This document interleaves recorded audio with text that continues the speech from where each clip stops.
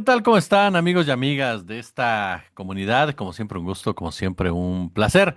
Hemos estado platicando con diversos periodistas, autores de diferentes libros que colocan sobre la mesa diversas temáticas abordadas, sin duda alguna, siempre con una atención especial.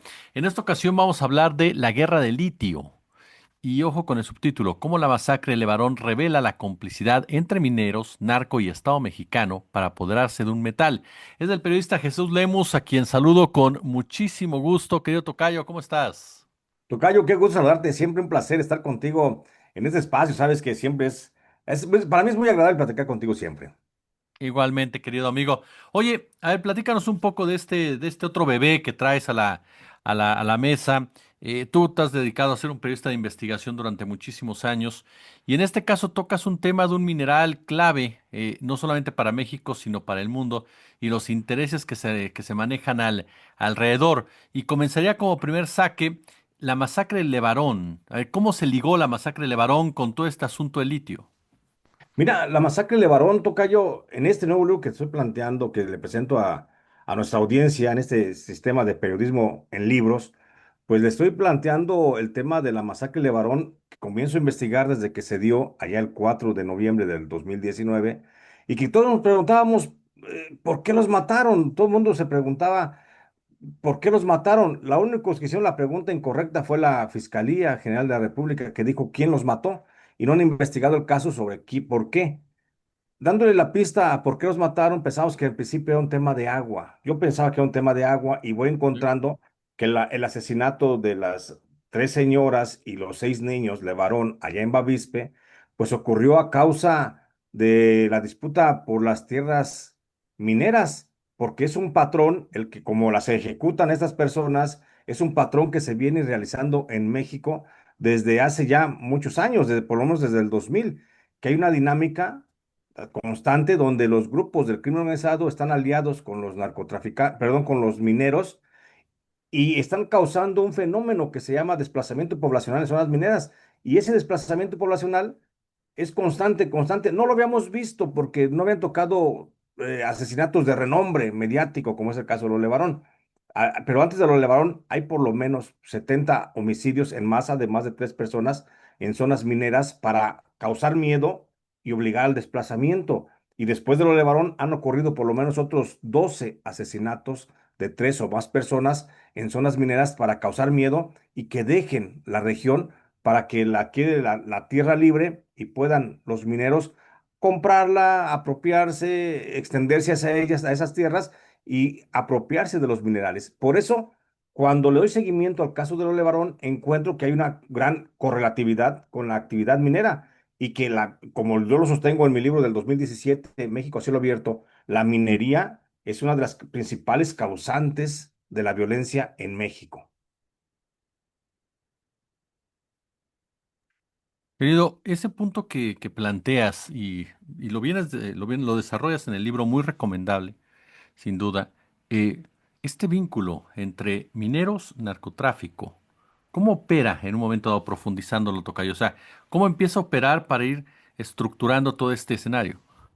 Claro, la relación narco-mineros, que más bien diría yo mineros-narco, porque son los que provocan realmente el acercamiento, fíjate que tiene un principio y se da justamente en el sexenio de Felipe Calderón, perdón, en el de Vicente Fox, cuando en Michoacán la empresa minera Ternium se vio sometida al imperio de la ley de los caballeros, bueno, en aquel tiempo era la familia michoacana, y la familia michoacana comenzó a asediar a la empresa Ternium exigiéndoles un cobro, un Ujú. impuesto por el uso de la tierra, cobrándoles el uso del suelo. Entonces, los mineros entraron en diálogo con los narcotraficantes de la familia michoacana y les dijeron, ¿qué les parece si mejor en lugar de, o sea, someternos a la extorsión, les pagamos un servicio para que nos ayuden a cuidar las tierras?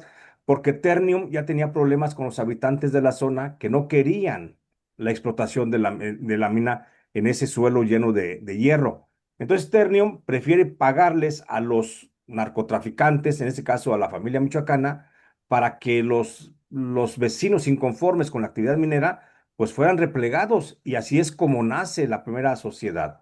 Después, esa sociedad donde los mineros pasaron de ser víctimas de la extorsión para convertirse en pagadores de un servicio de protección a las empresas mineras se va a replicar, porque también las empresas mineras, aquí hay otro factor importante, venden armamento a los grupos del crimen organizado y a veces con ello pagan los servicios de guardia blancas que tienen muchas regiones.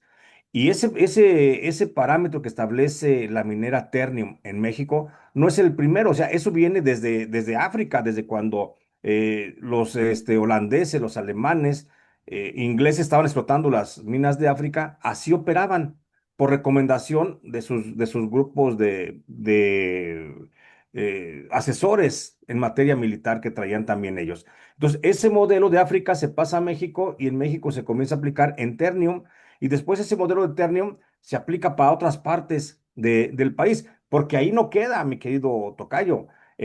Por ejemplo, en Ternium, cuando los caballeros templarios, bueno, la familia michoacana entonces se pone al servicio de la seguridad de Ternium, después son tantos, tan abrasiva la presencia de estos personajes de los narcotraficantes que comienzan a cobrar de más, comienzan a exigir cada vez mayores pagos a la empresa Ternium y Ternium crea un monstruo que dice no me lo puedo quitar. Y es cuando Ternium, que tiene armas, es cuando le proporciona armas a muchos civiles de la zona y crean la semilla de los grupos de autodefensa. Entonces, ahí Ternium primero pelea con los vecinos, mete a los narcotraficantes y luego para quitarse a los narcotraficantes tiene que armar a los vecinos para que se puedan eliminar entre ellos y la empresa siga operando. Y esto es lo que crea un polo de violencia en esa zona. Ese modelo es copiado por las 260 mineras transnacionales que están explotando hoy el suelo en México y se expande a otras regiones.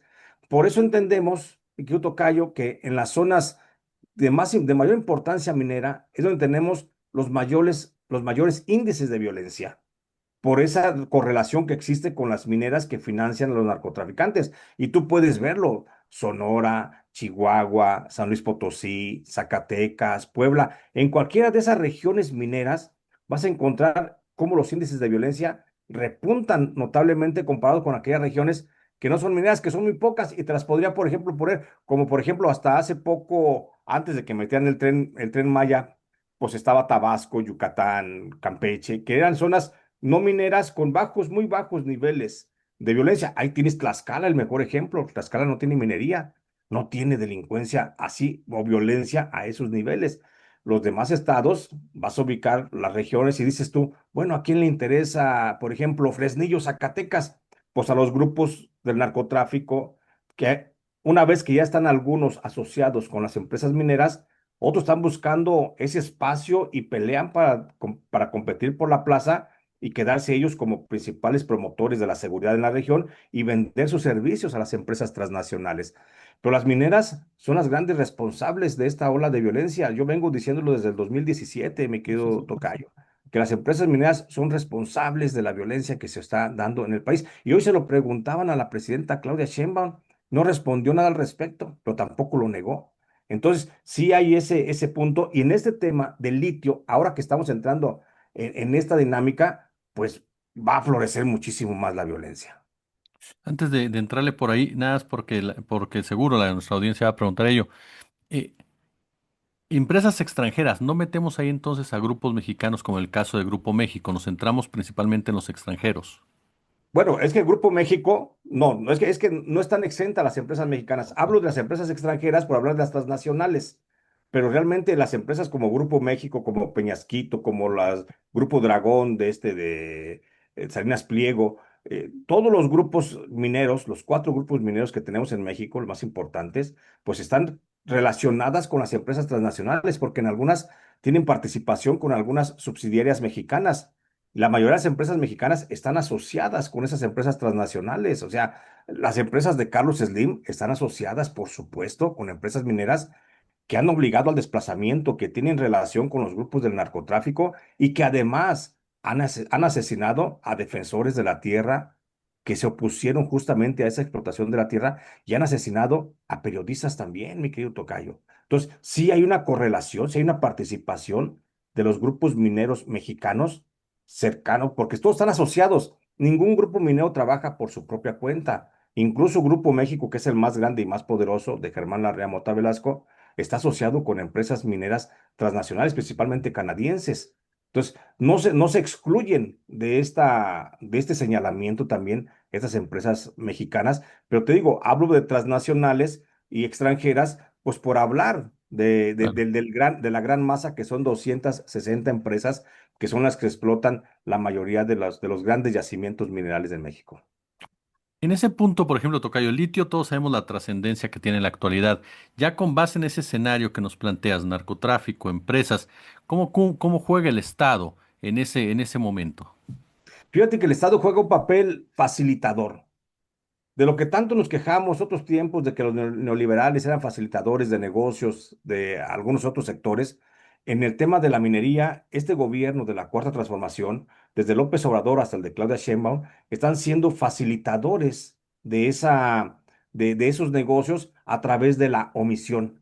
El caso más claro lo podemos referir justamente con el litio allá en Sonora. Cuando Alfonso Durazo Montaño era secretario de Seguridad del gobierno de López Obrador, él permitió la alianza entre grupos del crimen organizado y él permitió por omisión el asentamiento de grupos de crimen organizado en las zonas de importancia minera que hoy se declaran como Reserva Nacional de Litio, que ojo, no está nacionalizado, es solamente una Reserva Nacional de Litio. La presidenta Claudia Sheinbaum ha insistido que se nacionalizó el litio. No es cierto, mi querido tocayo. Y aquí yo lo explico de manera muy precisa. El litio solamente a lo que se refiere más bien la cuarta transformación es a que solamente se decretó una zona de reserva nacional de litio que está ahí en la zona de Bacadehuachi y cerca de Bavispe, en el sur de Bavispe, en pocas palabras. Esa zona es la que está señalada como reserva nacional, pero no está nacionalizada porque el decreto dice claramente que el litio MX podrá explotarlo en alianza con entes particulares o entes oficiales. Entonces, en unión con esas organizaciones puede hacerlo. Litio MX está facultado para explotar el litio con empresas transnacionales, si así lo quisiera. O sea, no está nacionalizado, está regulado.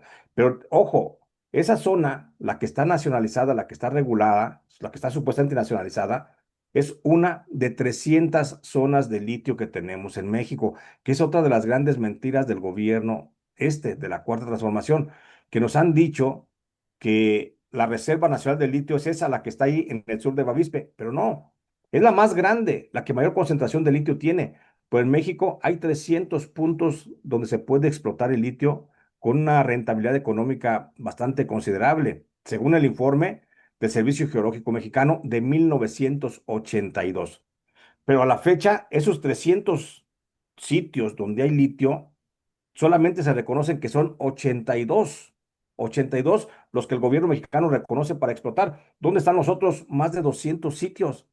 Los están ignorando, los están ocultando para que alguien con la suficiente información privilegiada pueda acceder justamente a la compra de esos terrenos. Y ahí es donde se provoca lo que pregunta, o sea, ¿cómo participan los entes oficiales en este desbarajuste que tenemos en el tema minero? Facilitando o por omisión, simplemente por omisión, diciendo, esta zona no es de litio, por ejemplo, Cuitzeo, Michoacán, no es una zona de importancia de litio y para nosotros lo borran del inventario minero nacional, pero allí está, y alguien con la suficiente información privilegiada, pues puede adquirir una mina al bajo costo porque va a comprar a final de cuentas llanos, pedazos de tierra llanos que no, aparentemente no tienen nada, pero que están enriquecidos en litio y que cuestan millones y millones de dólares y que seguramente alguien los comprará el terreno, pues a lo mejor a 1 peso, a 2 pesos, 10 pesos el metro cuadrado.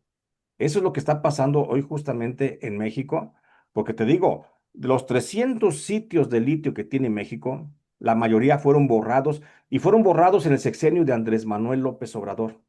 En ese sexenio fue cuando se borraron esos sitios del inventario nacional para dejar solamente y reconocer 82. 82 son los sitios que oficialmente reconoce la Secretaría de Economía que se pueden explotar con una rentabilidad económica. ¿Por qué? ¿Cuál es la versión oficial para asumir este papel, oye? Bueno, no hay versión oficial, porque para empezar, toda la información que yo solicité, yo hice esos 200 solicitudes de información a la Secretaría de Economía sobre el tema de la minería para hacer este texto. Y a lo largo de las 200 solicitudes, nada me respondieron 12. En la mayoría siempre declaran que no tienen la información, que no existe, que se buscó y por ninguna parte, pero algunas informaciones están reservadas también.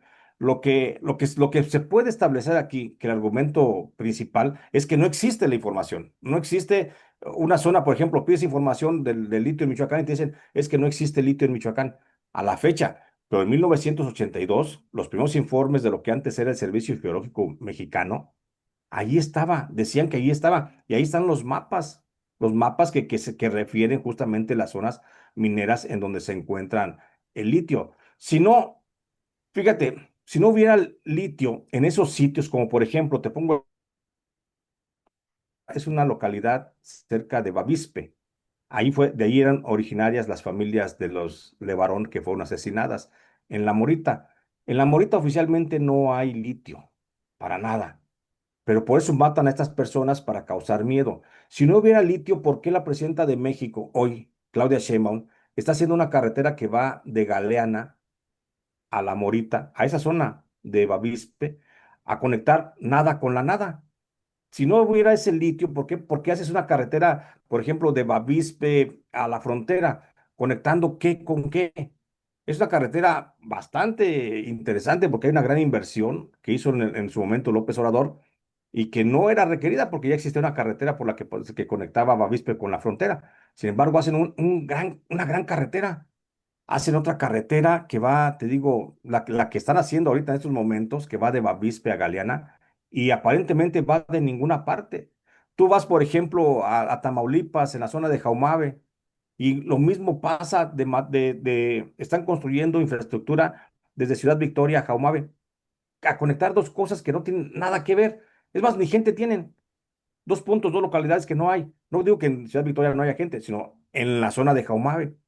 Conecta puntos que no tienen gente, están creando la infraestructura. Eso es lo que está pasando incluso con los trenes, me quiero tocar. Manejas en tu libro el papel del ejército, de la Guardia Nacional de la Marina.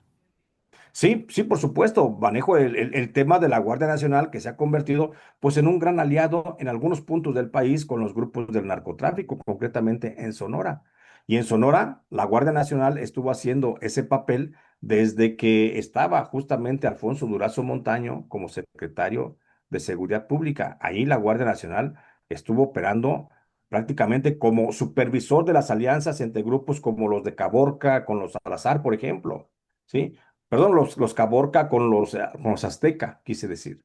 Entonces, esas alianzas se conocieron desde el gobierno federal y las reuniones estuvieron de alguna forma protegidas, donde se juntaban los líderes de los Azteca con los líderes de los Caborca, para reunirse y establecer acuerdos para seguir y controlar la plaza de la zona de Bavispe. Esas reuniones estuvieron protegidas justamente por la Guardia Nacional. ¿Cómo puede ser posible que la Guardia Nacional, que se dedica a perseguir el delito, pues ahí haya estado más bien protegiendo a estas agrupaciones criminales? Y ese es el papel que tiene justamente la Marina, el Ejército, la Guardia Nacional en varias de las regiones del país, hablando de cualquier minería, ¿eh? Oye, y en este punto, por ejemplo, nos topamos quién tiene un mayor peso en toda esta discusión, el poder económico como tal, el poder del crimen organizado, el poder del Estado, o quién juega a la cabeza en todo este negocio. Por lo que entiendo, hay más litio del que nos está diciendo. Ah, por supuesto, hay mucho más litio del que nos están diciendo, mucho más del que se refiere, incluso de ahí viene el discurso, mi querido tocayo, un discurso como que para que no le ponga la gente atención al litio. Ah, es que el litio es muy difícil de obtener. No es cierto, se obtiene tan como se obtiene cualquier otro mineral, cualquier otro metal de la tierra. Que es que hay muy poco litio, no es cierto, México puede ser la 10ª potencia mundial en cuanto a litio. Que no es rentable, claro que es muy rentable el litio, te voy a decir por qué. Porque dicen los estudios de minería mundial que una zona, fíjate, una zona con 17,000 partes por millón de litio ya es rentable. Y en México tenemos regiones que tienen 360,000 partes por millón.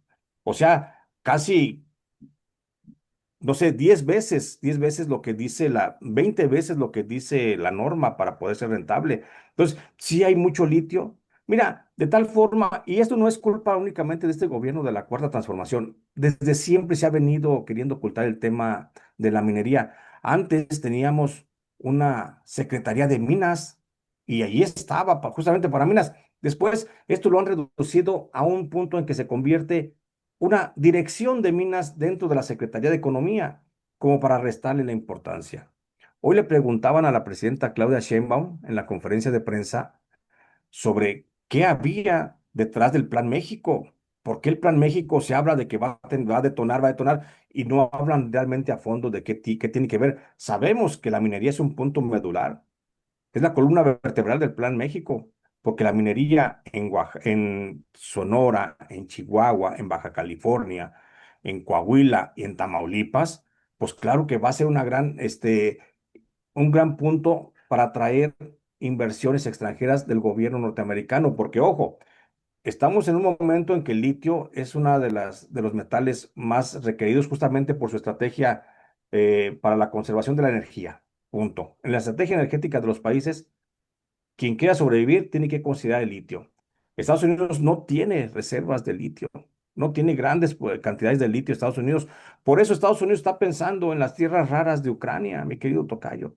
¿Tú crees que no va a pensar en las tierras raras de Sonora si las tiene ahí en el traspatio y hasta hay un tren de por medio?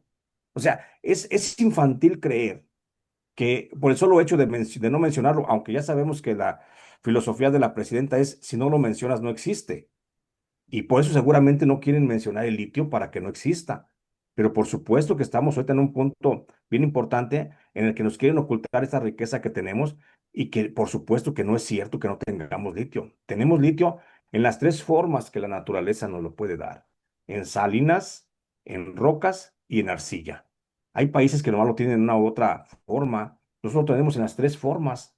En la arcilla, en el desierto, por supuesto, en toda la planicie de la zona desde Bavispe hasta la frontera norte, por supuesto que parece ser como desierto, pero es tierra enriquecida de litio. Y esa es la importancia de este tema.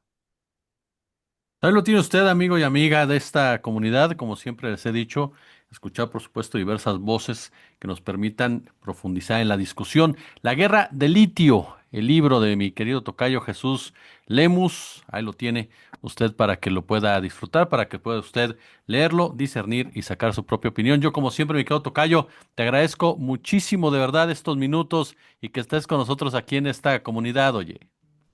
Gracias, Tocayo. Siempre un placer estar contigo, con tu audiencia. Sé, pues, que a veces es incómodo, ¿no? Pero tenemos que hacer el trabajo, es un trabajo periodístico que tenemos que presentarlo. Y como tú bien dices, que cada quien tome sus conclusiones justamente de esto que estamos presentando. Y agradecerte, como siempre, mi querido Tocayo, tus atenciones. ¿Tienes el libro ahí para ver la portada, que la gente lo vea? Ahí lo Aquí tiene, está, mira. Este es el libro de la guerra del litio. ahí lo tiene usted. Tocayo, como siempre, muchas gracias. Gracias, Tocayo. Cuídate. Hasta luego.